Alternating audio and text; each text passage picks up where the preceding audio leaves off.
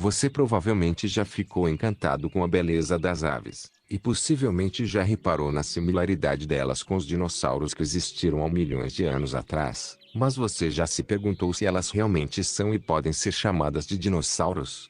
Hoje iremos responder todas essas dúvidas, sobre se realmente as aves são dinossauros.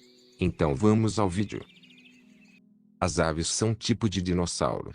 A ideia pode parecer um tanto estranha, já que os animais pequenos e plumados que conhecemos hoje se parecem muito pouco com a imagem clássica de dinossauros gigantes com aparência reptiliana.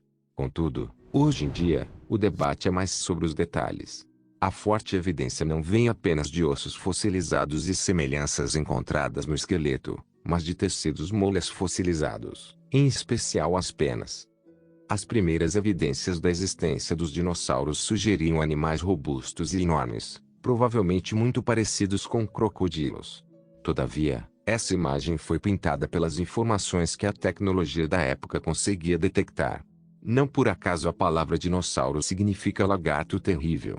Hoje, novos dados e fósseis altamente conservados mostram que os dinossauros tinham muitas características impensáveis até algumas décadas atrás. As penas, por exemplo, são uma destas características. Conforme novas descobertas apareceram, a comunidade científica percebeu e descobriu que, na verdade, as penas eram provavelmente muito comuns nos dinossauros terópodes, grupo que originou as aves, como veremos à frente. Além disso, fósseis mostram diversas outras similaridades entre aves e dinossauros. Por exemplo, paleontólogos descobriram o fóssil de um ovo de dinossauro, do qual o filhote tinha uma postura muito parecida com a das aves modernas dentro do ovo. Acredita-se que a maioria dos dinossauros tinham sangue quente, ou pelo menos um estágio intermediário de endotermia. Ou seja, mais uma característica mais próxima das aves do que dos répteis. As aves são uma ramificação do grupo dos terópodes. Esse grupo, por conseguinte, é uma subordem de animais bípedes que podiam ser carnívoros ou onívoros. Dentro dos terópodes temos dinos como o T-rex ou os velociraptors. Dinossauros, de forma geral, pertencem à superordem Dinosauria, que se divide nas duas ordens Saurischia e Ornithischia. Estas duas últimas, ainda têm ramificações denominadas subordens, e os terópodes são uma subordem de Saurischia.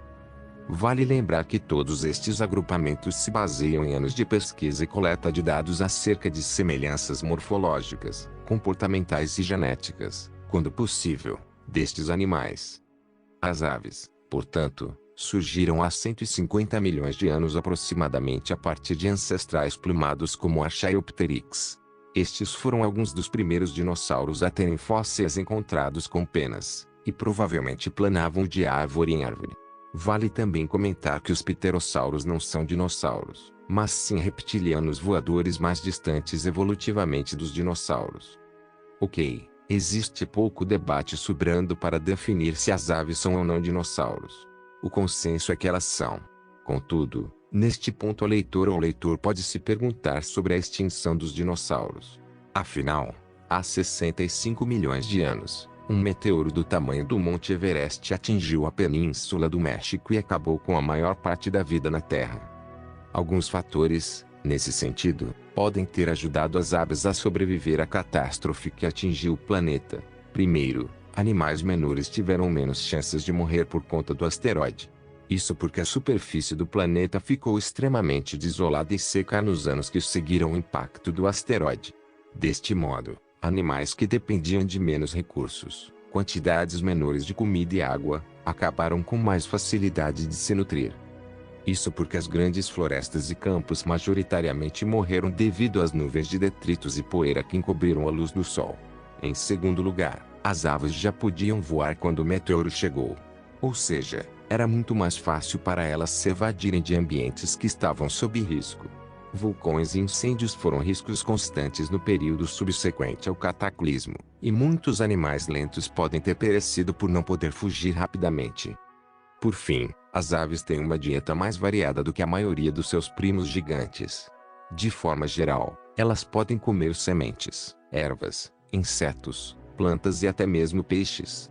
Grandes herbívoros como os triceratops só comiam gramíneas e samambaias, e os tiranossauros morreram assim que suas poucas presas pereceram também. Após o sumiço repentino de seus primos dinossauros, as aves tiveram uma boa margem evolutiva para se diversificar. Isso, evidentemente, depois que as condições no planeta voltaram a ficar mais amenas.